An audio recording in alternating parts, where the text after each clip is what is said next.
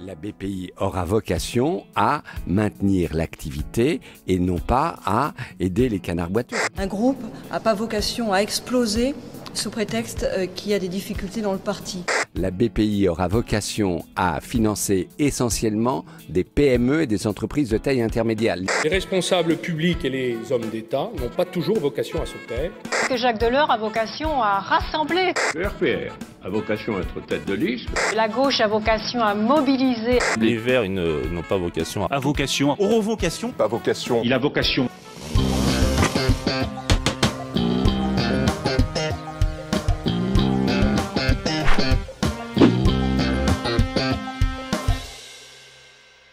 Dans le vocabulaire juridique, l'expression signifie donner ou avoir des droits. Par exemple, ouvrir vocation à des prestations sociales. Dans l'administration, on veut dire par là que quelque chose entre ou n'entre pas dans les compétences, dans les attributions d'une institution. Donc par exemple, un centre des impôts n'a pas vocation à ouvrir après-midi. Eh oh, humour de droite, j'élargis mon public. Mais depuis quelque temps, elle pullule dans le discours politico-médiatique pour désigner tout et n'importe quoi. Le Premier ministre a vocation à rester. Emmanuel Valls a vocation à rester jusqu'à la fin du quinquennat. Le plan Juncker n'a pas vocation à... d'ailleurs, je sais pas quoi. Le plan Juncker n'a pas vocation à se substituer à celui-ci. Harry Roselmack n'a pas vocation à être un militant. Moi, je n'ai pas vocation à être un militant. Apparemment, on l'emploie quand on ne sait pas trop comment justifier ce qui se passe. Difficile de dire quand cet usage a débuté, mais une chose est sûre, c'est que c'est Nicolas Sarkozy qui l'a popularisé. Le plan que nous présentons aura vocation à s'appliquer dans chacun de nos États membres Comme l'honneur d'un parti qui a vocation à gouverner la France. Nous avons vocation à parler à tous les Français. Les Roms ont vocation à revenir en Roumanie ou en Bulgarie. L'Ukraine, comme la Turquie, n'a pas vocation, n'ont pas vocation à rentrer, à devenir membre dans l'Union européenne. De l'Union européenne. Bon ok, je vous ai glissé un petit intrus. Et attends, quenelle, anti-système, je suis dissident. Mais nous n'avons pas vocation à accueillir toute la misère du monde. Tiens, mais pendant qu'on en parle, voilà un usage classique, qui revient à refuser d'assumer ses décisions en faisant porter le chapeau à ceux qui en sont les destinataires, à ceux qui ont à subir ces décisions. Tous ceux qui sont en situation irrégulière, mais ils sont en situation irrégulière. Ils n'ont pas vocation. Ils sont tous en situation mais ils n'ont pas vocation. irrégulière. Mais oui, ils n'ont pas vocation à rester sur le sol européen. Juste avant, nous parlions d'une institution qui a vocation à. Ici, nous parlons d'hommes qui ont vocation à. Typiquement, des populations juridiquement précaires, prisonniers, clandestins, immigrés, roms. Ces gens-là, on s'en fout de ce qu'ils disent, on peut parler pour eux.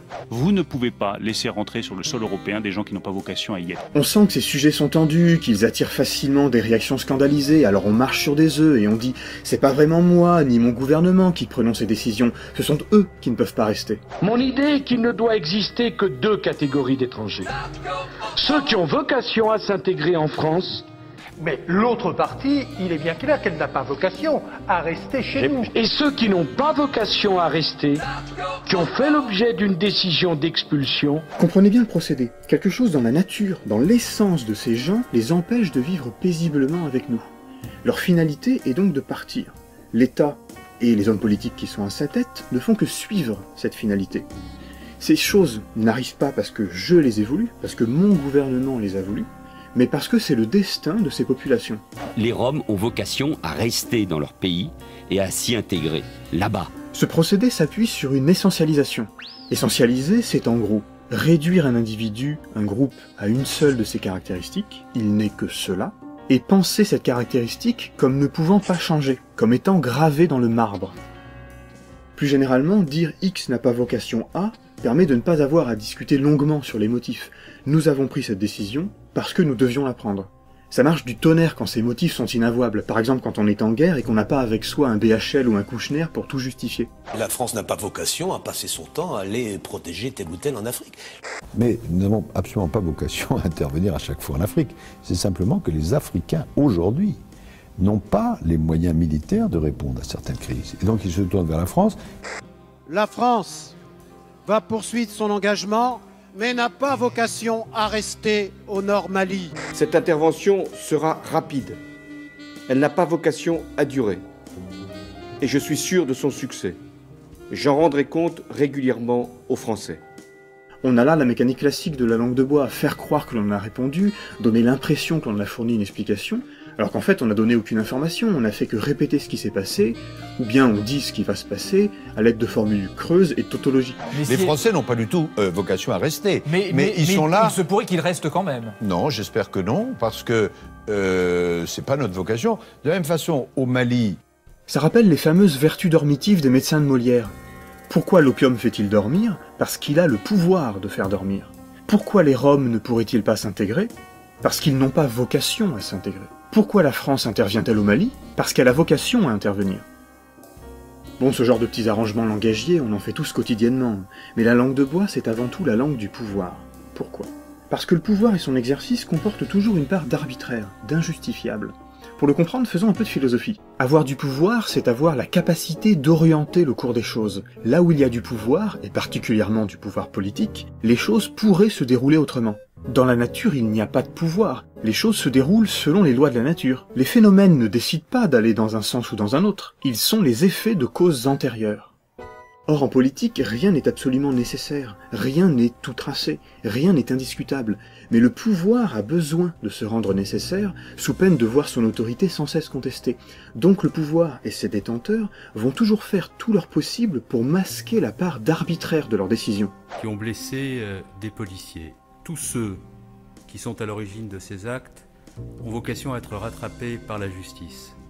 Et c'est ici qu'intervient cette rhétorique de la vocation.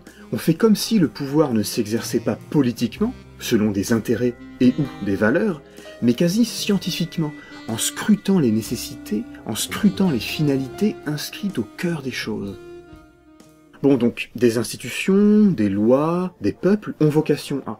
Mais les individus eux aussi. Et là on rejoint la vocation au sens religieux. Avoir la vocation, c'est sentir en soi l'appel de Dieu.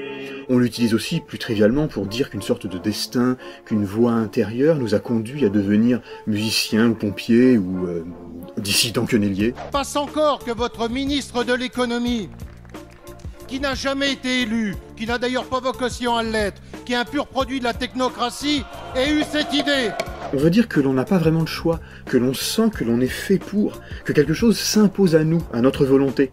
Donc pas étonnant que des gens de pouvoir récupèrent l'expression pour ne pas avoir à exposer les raisons de leur choix.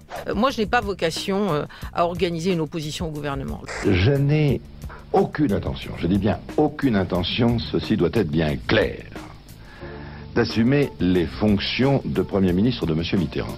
Et aucune vocation à le faire. Bon, vous l'aurez compris, il s'agit de ne pas avoir à se justifier, en faisant croire que ce qui arrive n'est pas le fruit de décisions politiques, mais la conséquence de ce que les choses sont. On retrouve là un leitmotiv de l'émission, masqué par certaines expressions, l'exercice du pouvoir et sa part d'arbitraire, derrière une pseudo-nécessité, un ordre des choses s'imposant à tous. La langue de bois comme négation de la politique, en somme. Et du coup, on peut inventer les nôtres, je me lance. François Hollande n'a pas vocation à exercer un second mandat. Ouais, facile, un peu démago. La dette publique n'a pas vocation à être entièrement remboursée. Déjà mieux. La bourse a vocation à être fermée. Pas mal. Laurent Geoffrin a vocation à diriger le Nouvel Obs. Libé. Non, le Nouvel Obs. Moi, je sais plus. PHL a vocation à fermer sa... Eh. Ou alors attends, j'en ai une bonne. Bon, je précise les choses, n'ont pas vocation à m'installer.